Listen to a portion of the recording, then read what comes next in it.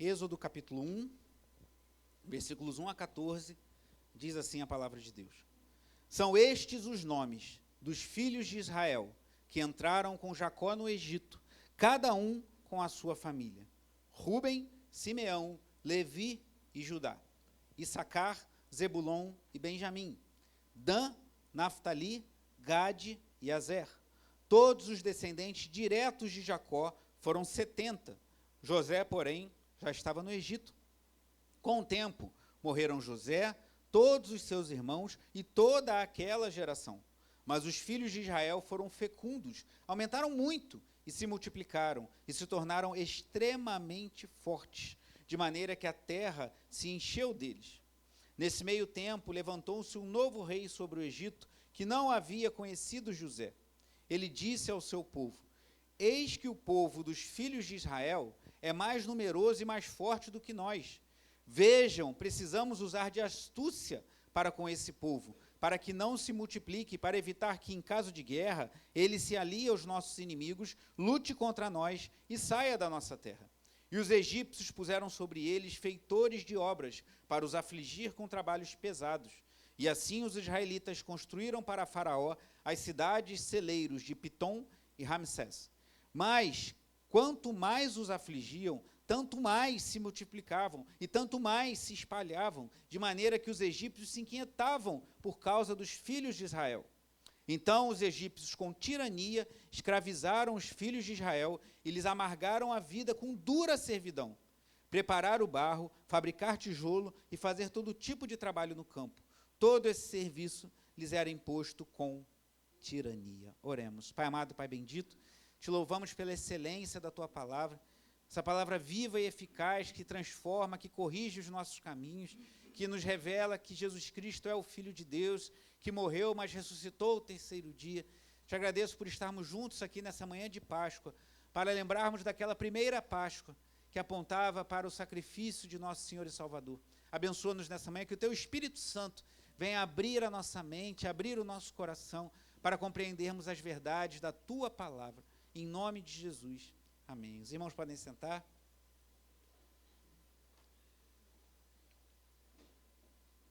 Eu vou iniciar essa mensagem lendo o primeiro parágrafo do boletim do mês passado, em que eu escrevi sobre a Páscoa. E está escrito assim: no último final de semana desse mês, que é esse final de semana em que estamos, será celebrada a Páscoa. Já vemos ovos de chocolate decorando lojas e uma intensa movimentação no comércio, apontando para esta data. Uma rede de supermercados lançou uma peça publicitária com o tema Páscoa Total, deliciosamente completa, apresentada por um casal de atores que aparecem cercados de ovos e coelhos. Seria essa Páscoa de fato completa? Talvez seja deliciosa, repleta de quitutes, mas certamente não é completa, pois falta apontar para o sentido primordial desta celebração. Mas o que é a Páscoa, então? Essa manhã eu espero, com essa pregação, responder essa pergunta que eu fiz aqui no primeiro parágrafo do boletim do mês passado, desse mês ainda de março, né? Já estamos com o boletim do mês de abril. Quando estava para preparar esse texto, eu vi já o shopping com as lojas repletas de ovos de Páscoa e esse anúncio de um supermercado muito conhecido por todos. Eu mesmo faço compras lá, você deve talvez fazer também. E com esse tema, uma peça publicitária, Páscoa Total, deliciosamente completa, e um casal de atores muito conhecidos, brincando, cheio de coelhos, cheios de ovos. E muitos têm se deliciado na Páscoa, hoje vão participar de uma boa refeição, de um bom almoço. Se é o seu caso, aproveite bastante, cuidado com os excessos. Mas será que essa Páscoa, como diz esse tema dessa peça publicitária desse mercado, é de fato completa? Certamente não. Falta, o mundo desvia, curioso isso, né? Desvia, não tem como evitar a celebração da Páscoa, então desvia o seu propósito para outra coisa e fala de ovos de chocolate. Hoje, bem cedo, por volta de 7h30 da manhã, eu ouvi um movimento na casa de um vizinho. Até pensei, o que será que estão fazendo? Será que estão fazendo uma celebração lá embaixo, os funcionários do prédio, alguma coisa? Mas eu vi que era no prédio. Aí eu vi que é uma casa que a gente até já conhece, um apartamento que a gente até já conhece os proprietários, que tem crianças.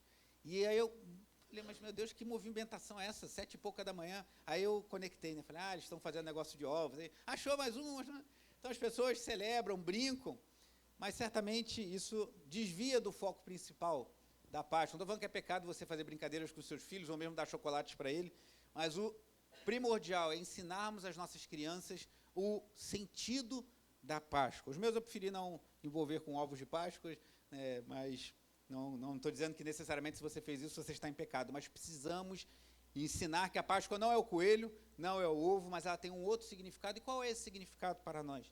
Permitindo o Senhor, à noite eu falarei sobre a Páscoa, mas no contexto do Novo Testamento.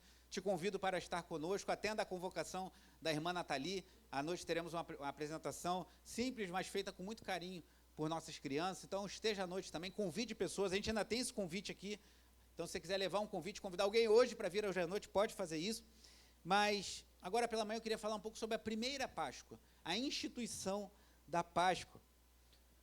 Queria buscar responder junto com os irmãos a 3 perguntas.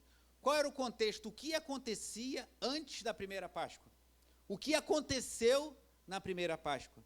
E o que isso representa para nós hoje? 3 perguntas simples e diretas que eu quero trabalhar com os irmãos nessa manhã. O que acontecia antes da primeira Páscoa, o que aconteceu na primeira Páscoa e o que isso representa para nós hoje. Primeiro ponto, o que acontecia antes da primeira Páscoa? Como fizemos na leitura inicial, não vou voltar à leitura do capítulo 1, o povo de Israel prosperou, cresceu muito no Egito. Terminamos a leitura de Gênesis, lemos Gênesis no mês de janeiro, vendo a reconciliação de José com seus irmãos, o povo instalado lá, estabelecido. E muitos anos depois se levantou um rei sobre o Egito, um novo faraó que não conheceu José, e o povo de Israel prosperou muito, cresceu muito, eram fecundos, como lemos aqui, se multiplicavam, se espalhavam. Os egípcios começaram a oprimir aquele povo, começaram a gerar uma opressão sobre o povo de Israel. E aí Moisés tinha se afastado por conta daquele episódio com o egípcio, e ele, um dia, vê uma sarça pegando fogo e não se consumia.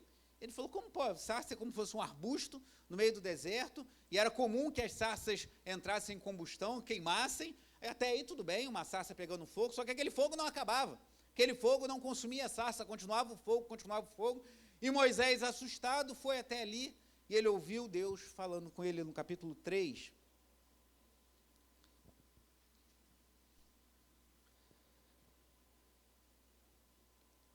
capítulo 3, versículo 4. Quando o Senhor viu que ele, Moisés, se aproximava para ver, Deus do meio da sarça o chamou e disse, Moisés, Moisés. Ele respondeu, eis-me aqui.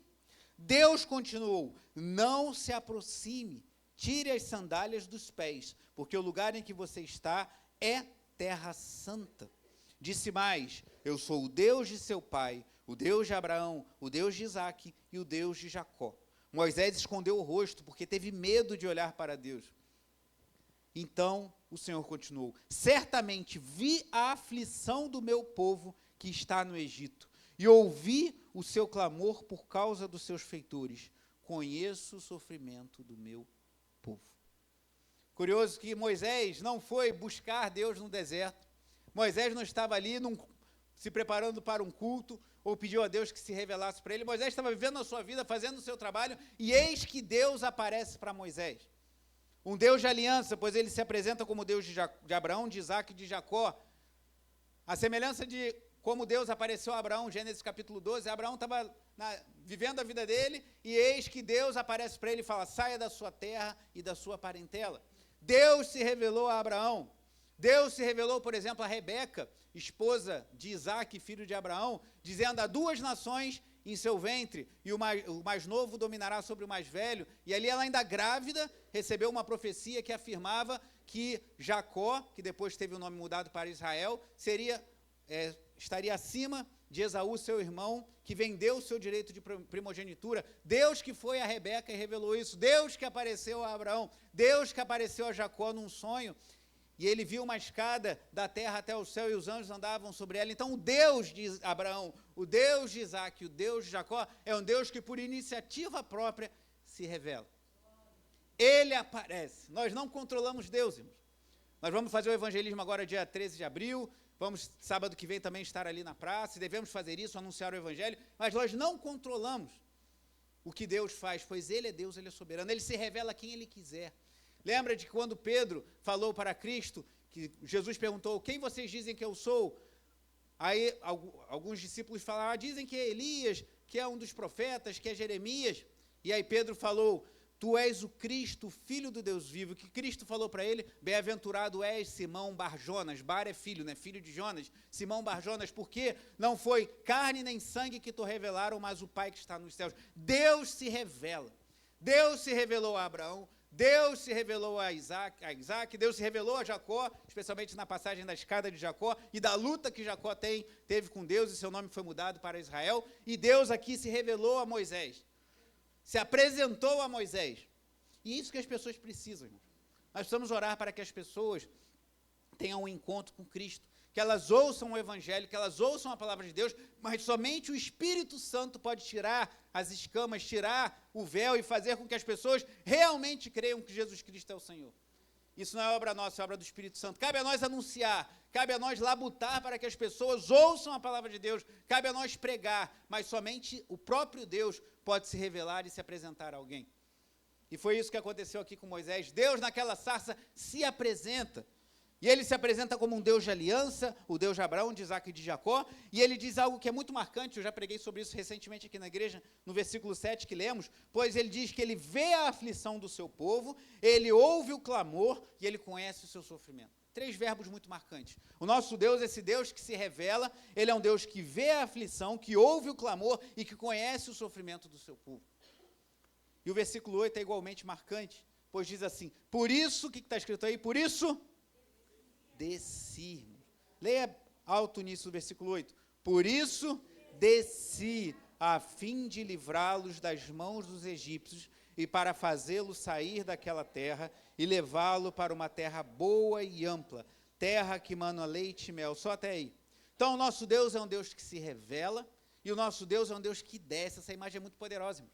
Porque em muitas religiões, as pessoas querem aprender caminhos para chegar até Deus e agradar esse Deus para que esse Deus a abençoe, mas o Deus das Escrituras, o Deus revelado na palavra do Senhor, ele vem até nós, ele se revela, ele cria um caminho, ele desce para ver a aflição do seu povo, para ouvir o seu clamor e porque ele conhece o seu sofrimento. Seguindo aqui versículo 9, diz assim, pois o clamor dos filhos de Israel chegou até mim, e também vejo a opressão com que os egípcios os estão oprimindo. Agora venha, eu enviarei a Faraó para que você tire do Egito o meu povo, os filhos de Israel. Então, respondendo à primeira pergunta dessa manhã, o que acontecia antes da primeira Páscoa, o povo de Deus, um povo com quem o Deus soberano tem uma aliança, o Deus de Abraão, de Isaac e de Jacó, estava oprimido pelos egípcios. E Deus viu a sua aflição, Deus ouviu o seu clamor, e Deus conhecia o seu sofrimento, por isso que Deus os visitou. Capítulo 7 agora, avance um pouco aí na sua Bíblia. Antes da primeira praga, diz assim, capítulo 7, versículos 2 a 5, Deus falando a Moisés, você falará tudo o que eu lhe ordenar, e Arão, seu irmão, falará a Faraó, para que deixe sair da sua terra os filhos de Israel. Eu, porém, endurecerei o coração de Faraó, e multiplicarei na terra do Egito os meus sinais e as minhas maravilhas. E olha que curioso que Deus diz antes da primeira praga, Faraó não vai ouvir vocês, eu porei a mão sobre o Egito e farei sair os meus exércitos e o meu povo, os filhos de Israel, da terra do Egito, com grandes manifestações de juízo. E leia em voz alta com bastante atenção o versículo 5. Os egípcios saberão que eu sou o Senhor, quando eu estender a mão sobre o Egito e ficar os filhos de Israel. Então Deus se revela a Moisés, Deus aparece e Deus fala, eu vou operar grandes sinais e juízos para que os egípcios saibam que eu sou o Senhor. E aqui eu aprendo uma segunda coisa acerca do nosso Deus, o único Deus vivo e verdadeiro. Ele se revela a quem Ele quer e Ele tem propósito de operar sinais, inclusive nas nossas vidas, para que pessoas o reconheçam como Deus. Isso é maravilhoso. E a gente vê isso, irmãos, acontecendo aqui no capítulo 9. Avance agora para o capítulo 9, já no contexto da 7ª praga, a chuva de pedras. Capítulo 9, versículo 13. Olha o que diz. O Senhor disse a Moisés, levante-se de manhã cedo, apresente-se a Faraó e diga-lhe, assim diz o Senhor, o Deus dos Hebreus, deixe o meu povo ir para quê? O propósito de Deus não era só dar leite, maná e leite e mel na terra prometida, mas para que o povo dele o adorasse. Isso vale para nós hoje. O propósito de Deus nos libertar das garras do diabo, do mundo e da nossa própria carne, do nosso pecado, é para que nós o adoremos e vivamos para a glória do seu nome. Versículo 14 diz assim: pois desta vez enviarei todas as minhas pragas sobre o seu coração, sobre os seus oficiais e sobre o seu povo, para que você saiba que em toda a terra, olha o propósito, em toda a terra não há ninguém que seja semelhante a mim. Pois eu já poderia ter estendido a mão para ferir você e o seu povo com peste, e você teria sido cortado da terra. Mas olha o que diz o verso 16, mas em verdade foi para isso que eu o mantive, para mostrar a você o meu poder e para que o meu nome seja anunciado em toda a terra. Então o propósito de Deus não foi só mostrar que ele era poderoso, mas para que ele fosse conhecido, pois a fama do Deus de Israel se espalhou por toda aquela terra, os feitos maravilhosos do nosso Deus. Sabe o que aconteceu? Lembra que ele falou no texto que lemos antes, no capítulo 7, dos egípcios conhecerem a Deus? E olha aqui no capítulo 9, versículo 19 e 20, olha o que diz. Agora, pois, mande recolher, versículo 19, o seu gado e tudo que você tem no campo. Todas as pessoas e os animais que estiverem no campo e não forem levados para casa morrerão ao cair sobre eles a chuva de pedra. Aqueles oficiais de Faraó que temiam a palavra do Senhor fizeram com que os seus servos e o seu gado fugissem para casa. A gente começa a ver que os egípcios começam a acreditar em Deus. Então, o propósito de Deus é cumprido. Deus revela o seu poder, Deus opera sinais maravilhosos, e os egípcios começam a temer ao Senhor. Ao longo das páginas do Antigo Testamento, a gente vê isso algumas vezes. Ruth, que tem um livro na Bíblia que leva o seu nome, era uma moabita de um povo que vivia em feitiçaria e imoralidade sexual e se tornou antecessora ali direta do grande rei Davi e assim do próprio Senhor Jesus Cristo. Raabe, a prostituta de Jericó, ela creu no Senhor.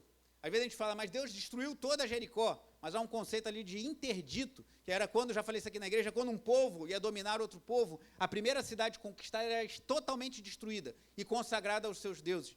Só que o que Deus faz em Jericó? Ele destrói Jericó, mas ele dá uma oportunidade das pessoas se voltarem para Deus e Raabe responde a isso. Então, em Jericó, a cidade é destruída, as pessoas são aniquiladas, mas aquela mulher, por ter crido no Deus de Israel, ela é poupada e também sua família. Outros de Jericó também, se arrependessem e crescem no Senhor, seriam poupados, porque o nosso Deus é um Deus que, mesmo ao exercer juízo, ele traz misericórdia. Então, Deus atraiu egípcios para si, para que crescem nele. Deus atraiu Raabe, a mulher de Jericó, e ela não foi destruída com a cidade, ela e sua família. Deus atraiu Ruth, a moabita, que fez uma aliança com sua sogra Noemi, e se tornou uma mulher importante na história das Escrituras. Porque o propósito de Deus é ser revelado aos povos e atrair aqueles que são seus para si.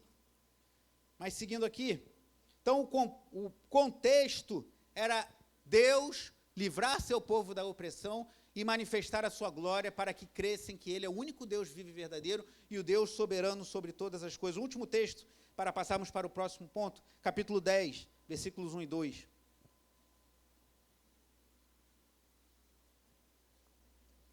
O Senhor disse a Moisés, vá falar com Faraó, porque ele endureceu o coração e o coração de seus oficiais, para que eu faça estes meus sinais no meio dele, e para que você possa contar aos seus filhos e aos filhos de seus filhos, como zombei dos egípcios e quantos sinais fiz no meio deles, e para que vocês saibam que eu sou o Senhor. O propósito era também que o seu povo reconhecesse os feitos de Deus e soubesse que ele era o Senhor. Então, respondendo à primeira pergunta, o que acontecia no contexto da primeira Páscoa? O povo de Israel estava oprimido, como muitos sabem muito bem, o povo de Israel estava sofrendo, e Deus viu a aflição, Deus ouviu o clamor, Deus conhecia o sofrimento e Deus desceu. Essa imagem de Deus descendo é poderosa, irmãos. Falarei sobre isso no culto da noite, se Deus assim permitir. Que Deus desce, Deus visita, Jesus Cristo desceu, no seu batismo o Espírito Santo desceu sobre ele, os céus foram rasgados, cumpriu-se ali a profecia de Isaías, capítulo 64, versículo 1, que fala, tomara os céus se fendessem, diz o profeta Isaías, e Deus fendeu os céus e veio com poder na pessoa de Jesus Cristo para nos salvar. E quando Jesus morre na cruz, o véu é rasgado de cima a baixo, Deus fende, Deus visita o seu povo, ele desce para visitar os que são seus. Que bênção! O Deus Todo-Poderoso, o Criador dos céus e da terra, o único Deus vivo e verdadeiro, desce da sua glória na pessoa de Jesus Cristo, nosso Senhor, para visitar-nos em nossas aflições. Que bênçãos! Mas o que aconteceu então na instituição da primeira Páscoa? O segundo ponto. Já vimos o contexto, conhecido por muitos aqui. Agora chegamos ao capítulo 12, o capítulo da instituição da Páscoa.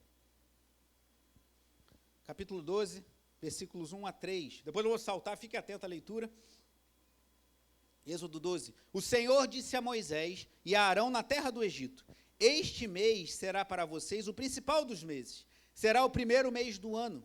Falem a toda a congregação de Israel, dizendo: no dia 10 destes mês, cada um tomará para si um cordeiro, segundo a casa dos pais, um cordeiro para cada família. Versículo 7. Pegarão um pouco do sangue e o passarão nas duas ombreiras e na viga superior da porta, nas casas em que o comerem. Versículo 11. Siga um pouco avante. É assim que vocês devem comê-lo, já prontos para viajar, com as sandálias nos pés e o cajado na mão. Comam depressa, é a Páscoa do Senhor. Porque naquela noite passarei pela terra do Egito e matarei na terra do Egito todos os primogênitos, tanto das pessoas como dos animais. Executarei juízo sobre todos os... Executarei juízo sobre todos os... deuses do Egito. Eu sou o Senhor.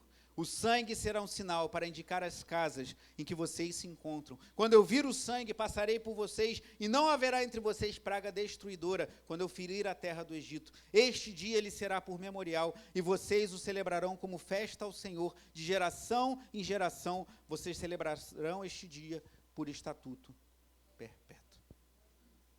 Então Deus falou: eu vou passar, e já sandália nos pés, cajado na mão, que quando o anjo da morte ferir os primogênitos de todos os egípcios, como Deus assim fez, vocês vão sair de lá correndo. Então foi isso que aconteceu na primeira Páscoa, versículo 29 ainda do capítulo 12.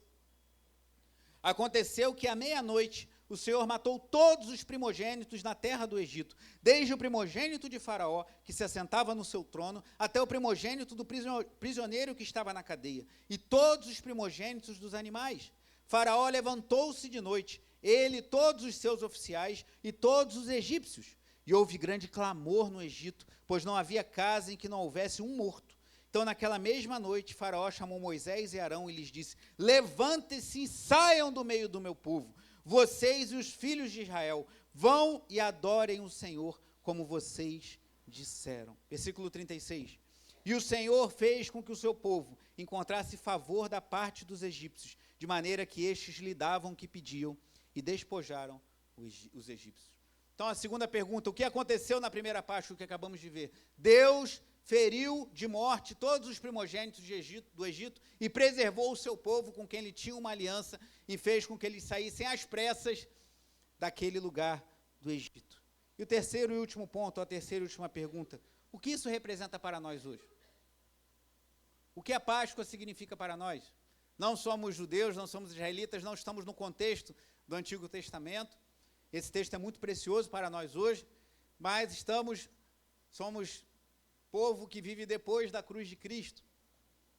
Primeira coisa, a opressão. Todos nós nascemos debaixo de uma opressão, do jugo do pecado, e assim nascemos mortos em nossos delitos e pecados. Paulo, escrevendo aos Efésios, capítulo 2, versículo 1, ele diz que vocês estavam mortos em seus delitos e pecados. Estávamos mortos, todos pecaram e carecem da glória de Deus, Romanos 3, 23. Romanos 6 diz que o salário do pecado é a morte, mas o dom gratuito de Deus em Cristo Jesus é a vida eterna. Então todos nascemos debaixo do juízo de Deus, todos nós nascemos oprimidos pelo faraó, entre aspas, dos nossos dias, por Satanás, pelo mundo que é hostil a Deus. Não o mundo que João 3,16 diz que Deus amou, ali são as pessoas, mas o mundo como um sistema que se levanta contra Deus. Então nós éramos oprimidos assim como os israelitas. Quantas pessoas você vê hoje que dizem que querem conhecer a Deus, mas são sufocadas pelo trabalho, vivem para trabalhar. Alguns chamam de workaholic, vive só para o trabalho. Os israelitas estavam assim, o faraó pensou: eles estão desocupados, estão com muito tempo, por isso estão pensando em ir para o deserto adorar seu Deus, então vamos enchê-los de trabalho. E o faraó dos nossos dias continua fazendo o mesmo, e às vezes a pessoa, não estou dizendo que é pecado trabalhar, tem muita gente que é o contrário, tem que trabalhar mais, tem que se esforçar mais, mas tem gente que é sufocada pelo trabalho, e vive para trabalhar e não tem tempo para Deus. Muitos anos atrás, acho que em 2008, quando lá na freguesia foi gravado um CD com composições dos irmãos, tinha uma música que, salvo engano, era do Lucas, que dizia: não ter tempo para Deus é viver perdendo tempo. Não sei se a composição era dele, Não ter tempo para Deus é viver, é um reguezinho, não ter tempo para Deus é viver perdendo tempo, irmãos.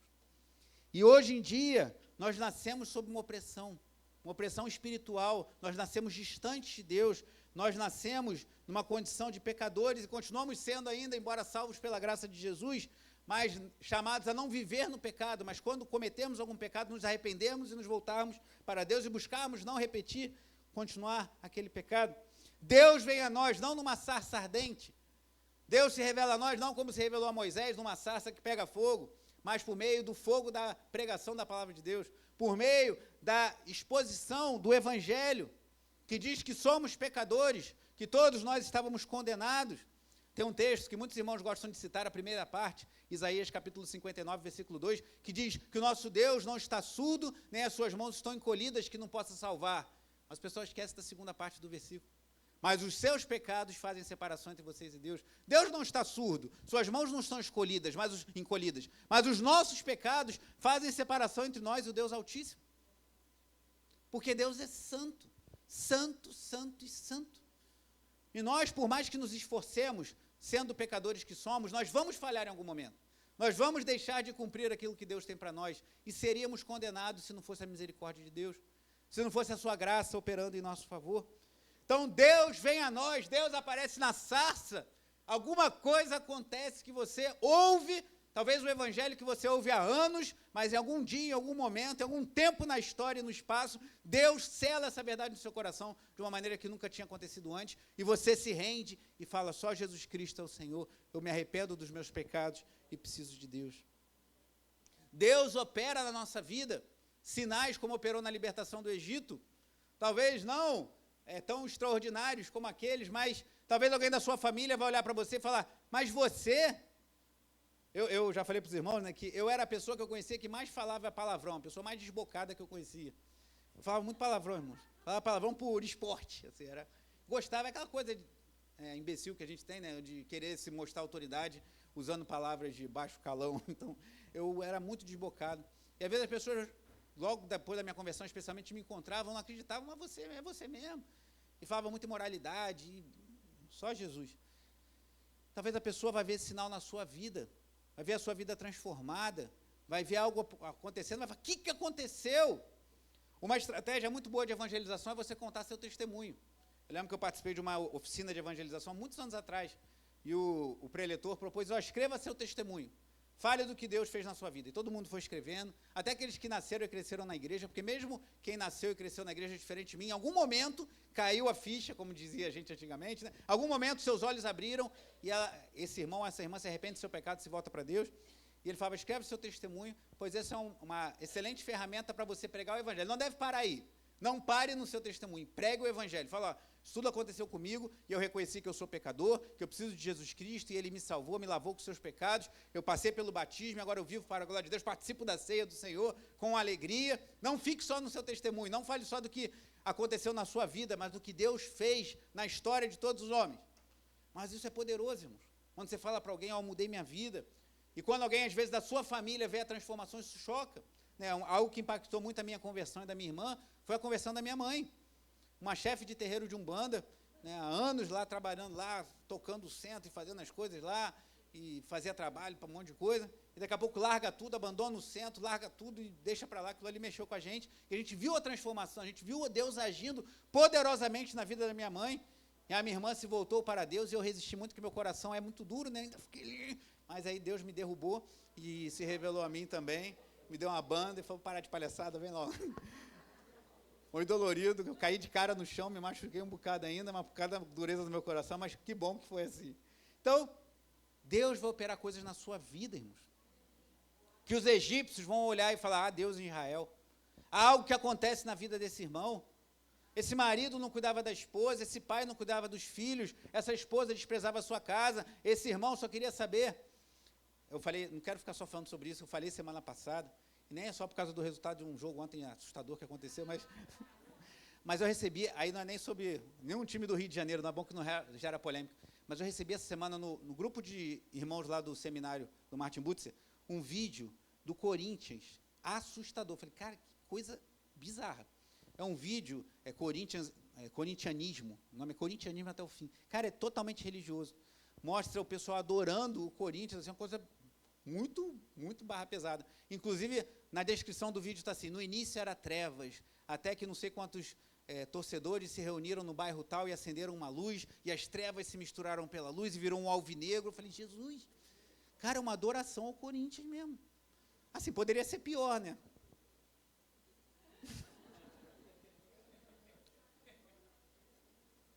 Mas é assustador, gente.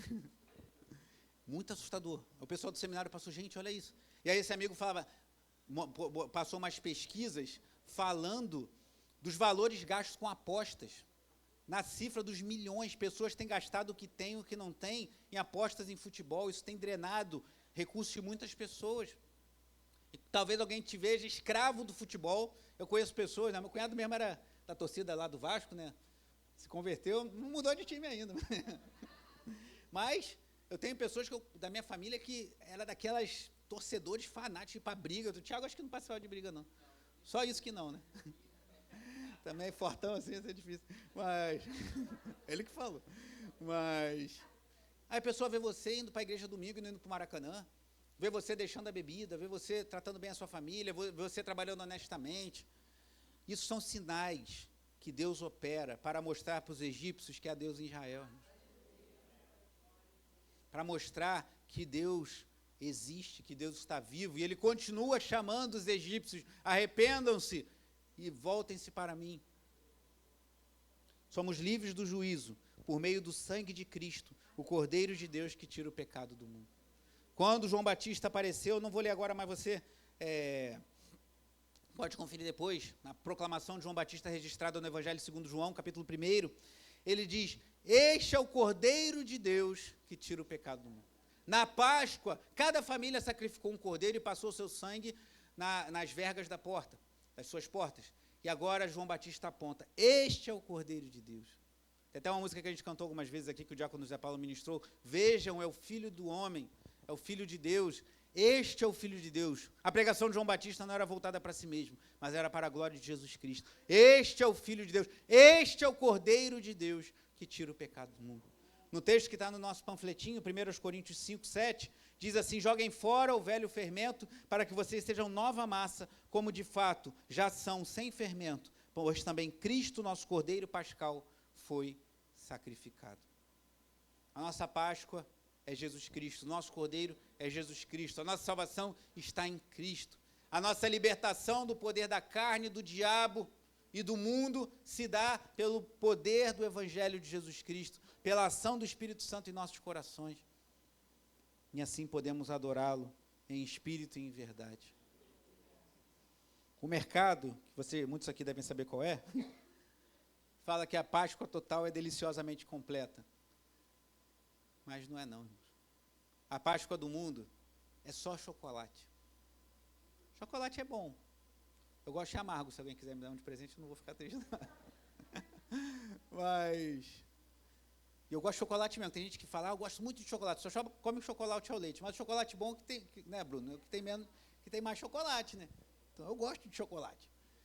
Mas a Páscoa não é chocolate, a Páscoa não é ovinho de Páscoa, a Páscoa não é coelho. A Páscoa é que o cordeiro, não o coelho, veio e se sacrificou de uma vez por todas para nos salvar dos nossos pecados e para nos conceder a vida eterna.